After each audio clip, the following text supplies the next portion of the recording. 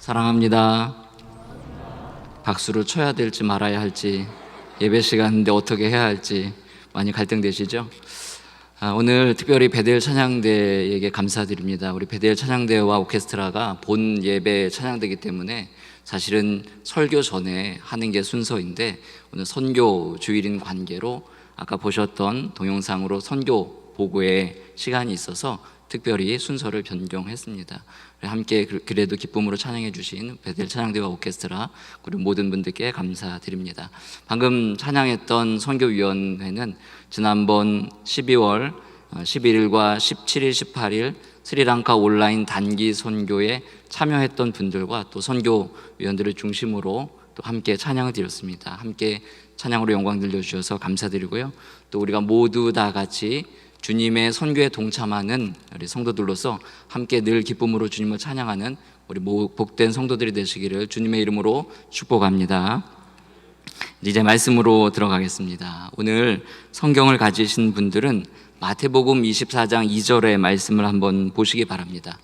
예수님께서 예루살렘 성전을 보시면서 다음과 같이 말씀하셨습니다. 이 성전이 돌 하나도 돌 위에 남지 않고 다 무너지게 된다.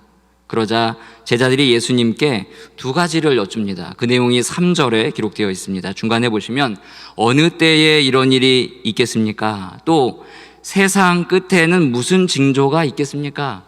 이렇게 제자들이 예수님께 묻자 예수님이 이 두 가지 질문에 대해서 답하시는 내용이 24장 4절부터 25장 끝까지 이어집니다. 그리고 이렇게 긴 말씀 뒤에 26장부터 예수님의 십자가 사건이 전개가 됩니다. 그러면 24장부터 25장까지 이어지는 긴 말씀을 이 시간에 다 말씀드릴 수 없기 때문에 제가 네 문장으로 간단하게 요약해서 말씀드리겠습니다. 한 번만 말씀드리니까 잘 들어주시기 바랍니다. 첫 번째, 예수님을 거부한 예루살렘과 세상은 심판을 받게 된다. 이게 첫 번째 내용이고요. 두 번째는 그 심판 전까지 기독교 공동체는 믿음 때문에 박해를 받게 된다. 이게 두 번째 내용입니다. 그리고 세 번째 내용은 그 박해 속에서도 기독교 공동체의 예배와 증거는 세상 끝까지 지속된다. 이 얘기가 들었고요. 그리고 마지막으로 네 번째, 그러므로 너희는 깨어있으라, 끝까지 견뎌내라. 이런 내용이 24장부터 25장까지의 내용입니다. 다시 제자들의 질문으로 돌아오겠습니다. 어느 때에 이런 일이 있겠습니까? 세상 끝에는 무슨 징조가 있겠습니까? 그에 대해서 예수님이 답변해가는 내용인데, 오늘 24장 6절에 보시면 이렇게 기록되어 있습니다. 이런 일들이 있어야 하되 아직 끝이 아니다. 예수님은 세상이 종말을 향해 가고 있지만 아직 끝난 것은 아니다 라고 말씀을 하고 계십니다. 8절도 보십시오. 이 모든 것은 재난의 시작이니라. 원문으로 보면 산통이 시작되었다, 이런 뜻을 갖고 있습니다. 산통은 산모가 아기를 낳기 전에 가지고 오는 진통이죠. 진통이 주기적으로 옵니다. 하지만 산통을 느꼈다고 해서 아이가 언제 태어날지 정확히 예측할 수는 없습니다. 어떤 분은 2시간, 3시간, 길게는 30시간 이상 진통하는 분들도 있고 며칠씩 하는 분들도 있기 때문에 산통이 있다고 해서 정확히 어떠한 시기에 아기가 나올 것이다 라고 예측할 수는 없습니다. 이런 증상이 있다고 해서 아기가 당장 나오는 것은 아니죠. 그러면 이때에, 이러한 때에 어떤 일이 벌어지는가? 오늘 본문이 그 내용을 담고 있습니다. 9절을 한번 보십시오. 9절을 보면 예수님의 제자들 또는 그 그리스도의 공동체가 환난을 당하고 죽임을 당하고 예수님의 이름 때문에 사람들에게 미움을 받게 됩니다. 10절을 보십시오.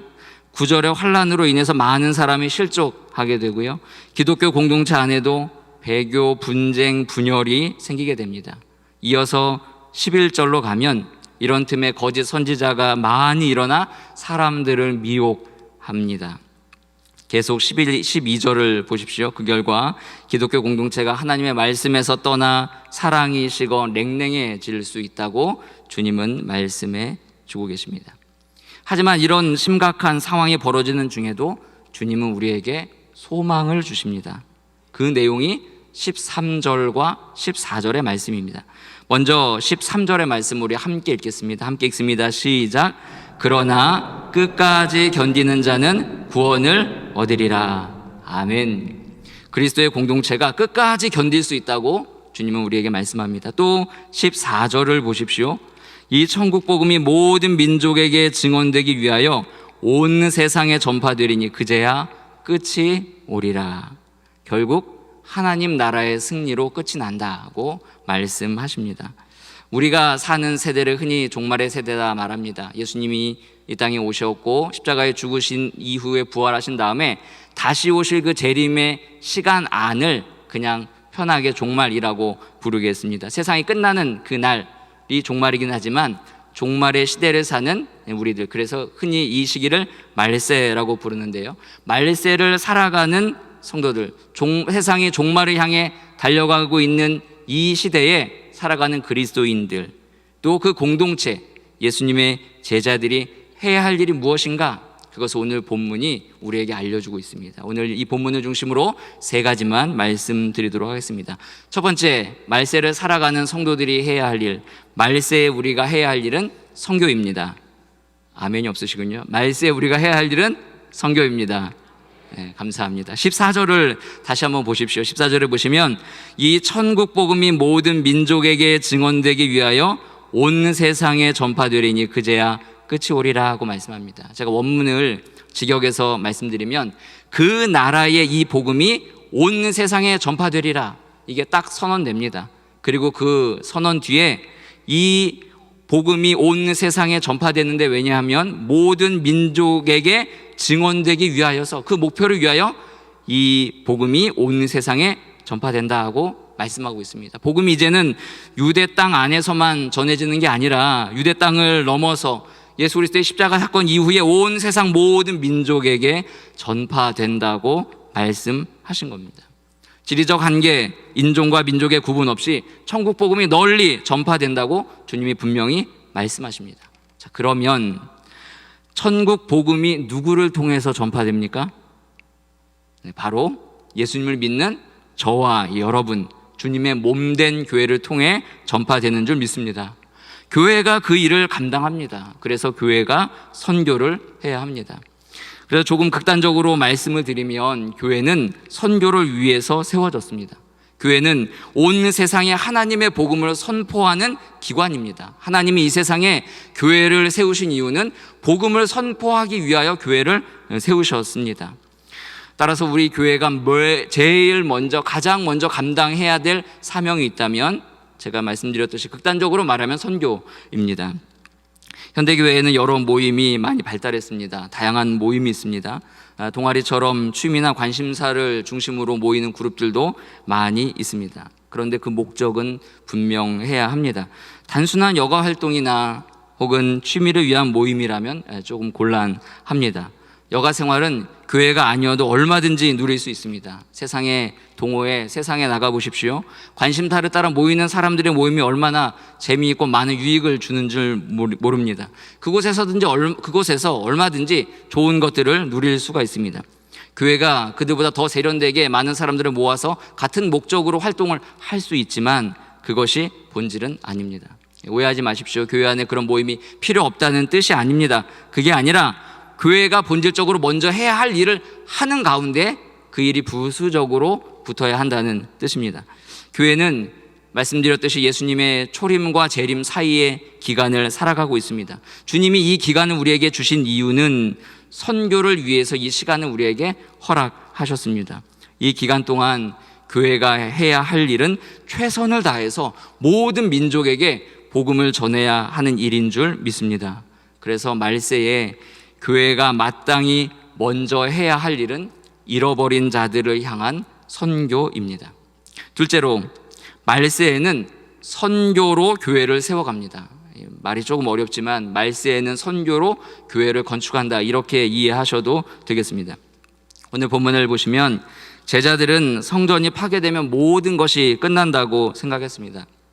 당연합니다. 당시 제자들은 성전이 파괴되는 게 종말 그 자체, 아니면 그 바로 종말이 이르는 전조라고 생각을 했습니다.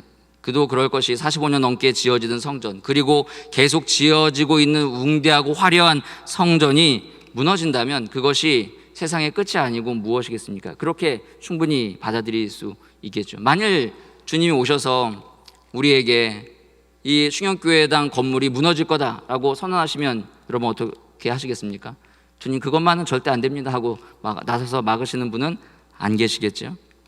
그런 충격, 이 건물이 무너진다라고 말할 때 여러분들이 받는 충격보다 훨씬 더 큰 충격을 제자들은 받았을 것이 분명합니다. 그런데 성전이 왜 무너질 수밖에 없었습니까? 성전이 무너진 이유는 성전이 해야 할 사명을 다 했기 때문입니다.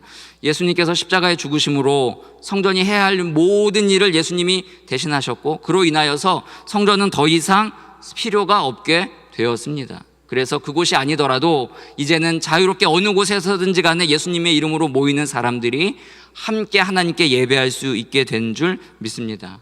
눈에 보이는 건물은 언젠가는 쇠락합니다. 아무리 잘 지어도 수명이 있습니다. 보존과 복구를 아무리 잘해도 그 안에 예전처럼 사람이 살 수 없을 때가 분명히 옵니다. 경복궁 가보셨죠? 경복궁 안에 조선시대처럼 사람들이 살고 있습니까?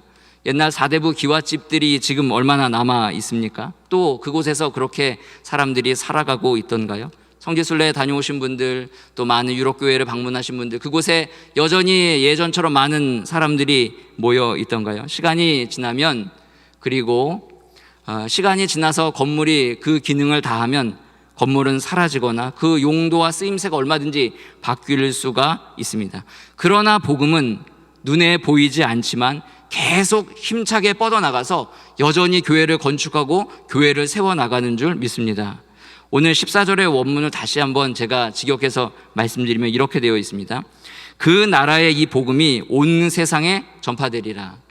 모든 민족에게 증거가 되기 위하여. 복음이 온 세상에 전파된다. 온 세상이라는 말과 사실은 모든 민족이라는 말이 같은 개념과 같은 의미가 아닙니까? 그런데 분리해서 사용하고 있습니다. 이 말씀을 읽을 때 어떤 느낌이 드냐면, 온 세상은 공간적인 개념이고 그 공간적 개념 안에 들어와 있는 모든 사람 한 사람 한 사람이 모든 족속, 모든 민족이라는 개념으로 싹 다가옵니다. 그러니까 하나님께서 공간을 확 펼치셔서 온 땅에 예배할 장소를 마련해 놓고 그 예배할 온 땅 가운데 사람들을 불러 모으는 그런 그림이 되는 것이죠. 그러니까 예배당이 그냥 우리가 알고 있던 눈에 보이던 그런 눈에 보이는 제한적인 한계가 있는 것이 아니라 예배의 장소가 확 넓어지는 그런 느낌으로 오늘 말씀이 기록되어 있습니다. 1세기 당시에 헬라어를 통해서 언어가 어느 정도 공유가 되고 또 로마가 만들어 놓은 길을 따라서 하나님의 복음이 힘있게 선포되었듯이 오늘날의 세계가 하나로 연결되어 있고 어느 곳에서든지 주님을 예배하고 또 주님의 복음을 전할 수 있는 시대로 연결되어 있습니다. 그래서 우리가 눈에 보이는 그 건물, 눈에 보이는 교회를 지어가는 것보다 눈에 보이지 않는 복음이 온 세상을 교회로 삼아서 사람들을 불러 모아 예배드리는 그 그림이 우리의 마음에 잘 담기기를 주님의 이름으로 축복합니다. 우리가 어떻게 예배당 건물을 또 짓겠습니까? 이렇게 화려한 건물을 언젠가 또 지을 수 있을까요? 그렇게 짓고 싶은 마음이 있으시다면 그런 분들은 선교로 교회를 세워가시기를 주님의 이름으로 부탁드립니다. 복음의 불씨가 옮겨붙어서 활활 타올라 우리 교회가 지어진 것보다 더 아름답고 복된 눈에 보이는 건물뿐 아니라 복음으로 충만한 사람들이 살아가는 세상을 만드는 것, 그것이 저와 여러분에게 주어진 사명인 줄 믿습니다. 교회의 개보수도 중요하지만 선교의 일은 더 중요하다는 것을 우리가 잘 기억하기를 바랍니다. 셋째로는 말세에는 선교하는 교회가 끝까지 견딜 수 있습니다. 이 부분이 제일 중요한 내용인데요. 말세에 제자들이 관심을 두어야 되는 부분은 종말에 대한 예상이 아니라 오히려 박해를 어떻게 끝까지 견디느냐, 여기에 마음을 쏟아야 했습니다. 오늘 12절의 말씀을 보십시오. 12절을 보면 불법이 성함으로 많은 사람의 사랑이 식어진다 이렇게 되어 있습니다. 불법이 무성해진다, 번성한다, 아주 무르익는다 이런 뜻인데요. 마태복음에는 불법을 행하는 자가 매우 심각한 결말을 맞게 된다, 이거를 강조해 주고 있습니다. 두 군데 이 불법을 행하는 자에 대한 이야기가 나오는데요. 마태복음 7장 23절과 13장 41절로 42절의 말씀입니다. 자막을 통해서 한번 확인해 보겠습니다. 마태복음 7장 23절입니다. 제가 말씀 읽겠습니다. 그때에 내가 그들에게 밝히 말하되 내가 너희를 도무지 알지 못하니 불법을 행하는 자들아 내게서 떠나가라. 주님께로부터 추방 명령을 받습니다. 여기서 끝이 아닙니다. 마태복음 13장 41절부터 42절에 보면 이들의 최후가 나오는데요. 제가 읽겠습니다. 인자가 그 천사들을 보내리니 그들이 그 나라에서 모든 넘어지게 하는 것과 또 불법을 행하는 자들을 거두어내어 풀무불에 던져 넣으리니 거기서 울며 이를 갈게 되리라. 불법이라는 게 굉장히 무서운 결과를 갖고 온다, 이렇게 말하고 있습니다. 말세는 하나님의 말씀에서 떠나는 불법이 무르익는 때입니다. 그때 우리가 정말 중요하게 여겨야 될 것이 무엇일까요? 바로 그게 13절의 말씀입니다. 13절의 말씀을 보십시오. 그러나 끝까지 견디는 자는 구원을 얻으리라. 여기서 견디는 자는 예수님에 대한 충성으로 그분을 늘 증언하는 사람을 말합니다. 어떤 박해도 그 견디는 자의 충성을 꺾을 수가 없다, 이런 뜻이 담겨 있습니다. 결국 말세는 견디는 자가 승리자입니다. 선교는 우리를 견디는 자로 만들어주는 아주 중요한 사역인 줄 믿습니다. 여러분도 경험해 보셨겠지만 전도를 하면 누구의 믿음이 좋아집니까? 복음을 전하는 내 믿음이 좋아집니다. 선교를 하면 누구의 믿음이 강해집니까? 선교를 하는 우리의 믿음이 강해집니다. 선교를 하면 선교를 하는 교회의 믿음이 강해지게 돼 있는 게 이 성경의 원리입니다. 믿음만 좋아지는 게 아닙니다.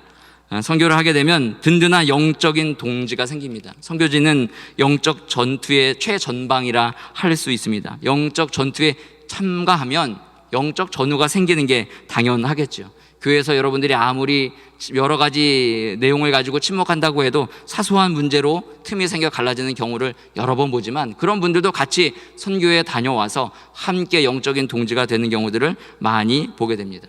하지만 무엇보다도 우리에게 가장 중요하게 여겨질 것이 있다면 그것은 9절의 내용입니다. 9절의 말씀을 보십시오. 뭐라고 되어 있습니까? 그때 사람들이 너희를 환난에 넘겨주겠으며 너희를 죽이리니 너희가 내 이름 때문에 모든 민족에게 미움을 받으리라. 사람들이 교회를, 제자들의 공동체를 미워하는 이유는 그들을 예수님과 동일하게 여기기 때문입니다. 선교를 하는 교회는 세상도 예수님과 동일하게 여긴다는 뜻입니다. 얼마나 영광스러운 일입니까? 우리가 신앙생활하면서 예수님처럼 여겨짐을 당한다, 예수님처럼 누군가가 나를 여겨준다는 건 굉장히 기쁘고 고마운 일 아닙니까? 세상이 왜 미워합니까? 내 이름 때문에, 예수님 이름 때문에, 예수님 때문에 교회를 미워하게 되는데, 그렇게 되면 교회를, 예수님이 교회를 자기 자신과 동일하게 여겨주셨던 그 사랑과 은혜를 우리가 직접 느낄 수 있게 되는 겁니다. 말세 성도가 깨어서 끝까지 견딜 수 있는 가장 효율적인 방법이 있다면 그것은 바로 선교입니다. 그래서 선교할 때 환난 중에도 우리는 끝까지 견딜 수 있습니다. 말씀을 맺겠습니다. 말세를 사는 그리스도인들이 해야 할 일 3가지를 말씀드렸는데요. 말세 우리가 할 일은 선교입니다. 그리고 그 선교로 우리는 교회를 세워가고 또 선교하는 교회가 주님 오실 때까지 끝까지 견딜 수 있는, 믿음 안에 굳건히 서서 견딜 수 있는 귀한 교회인 줄 믿습니다. 사랑하는 성도 여러분, 오늘 선교 주일이라 오늘만 선교에 대한 결단과 결심을 하지 마시고 언제든지 선교의 기회가 열려 있고 또 주님이 우리를 부르신다고 마음에 확신이 될 때 여러분이 선교에 동참해 주시기를 주님의 이름으로 부탁드립니다. 지금은 여러 가지 방법으로 선교에 동참할 수 있습니다. 기도로 동참할 수 있고요, 선교 헌금을 작정해서 드릴 수도 있습니다. 단기 선교에 동참하실 수도 있고 또 단기 선교에 동참하신 분들을 위해 기도할 수도 있습니다. 특별히 올해 아까 보셨던 것처럼 저희 교회는 온라인 단기 선교를 계획하고 있습니다. 온라인 단기 선교는 누구나 어디서든지 전혀 구애받지 않고 참여할 수 있는 선교입니다. 이번 온라인 단기 선교 때 20대부터 70이 넘으신 분까지 다 같이 참여하여 온라인 단기 선교를 진행했고요. 특별히 어느 장소에 있든지 간에 참여한 한 분은 저희 교회 성도인데 네덜란드에서도 직접 온라인으로 선교에 참여해서 통역으로 또 섬겨주시기도 했습니다. 세계 어느 곳에 있든지 간에 연결하고 결합할 수 있는 온라인 단기 선교에 여러분들이 많이 참여해 주시고, 단기 선교에 참여하다 보면 믿음의 동역자들이 생길 뿐 아니라 믿음의 도전도 됩니다. 단기 선교를 통해서 선교를 결단하고 결심해서 목회의 길로 들어선 분들 우리 주변에 많이 볼 수 있습니다. 단기 선교를 갔다가 자신이 하던 일을 정리하고 또 그 선교지로 가서 중단기 선교를 하시는 분들도 우리 교회 가운데 얼마나 많이 있습니까? 모두 그렇게 해야 한다는 말이 아니라 그만큼 우리에게 믿음의 도전을 주고 우리의 믿음을 성장시키는 것이 단기 선교입니다. 사랑하는 성도 여러분, 종말의 때는 우리의 시간이 결코 아닙니다. 이 기간은 선교의 시간입니다. 하나님께서 우리에게 이 선교의 시간을 주셨을 때 아멘으로 응답하시는 저와 여러분 되시기를 주님의 이름으로 축복합니다. 기도하겠습니다. 사랑의 하나님 아버지, 감사합니다. 말세를 살아가되 우리로 끝까지 견디게 하시고 또 말세를 살아가는 우리가 선교하도록 부르시니 감사합니다. 그 부름에 응답하는 귀한 믿음의 종들 되게 하여 주옵소서. 주께서 함께하여 주실 줄 믿사오며 예수님의 이름으로 기도하옵나이다. 아멘.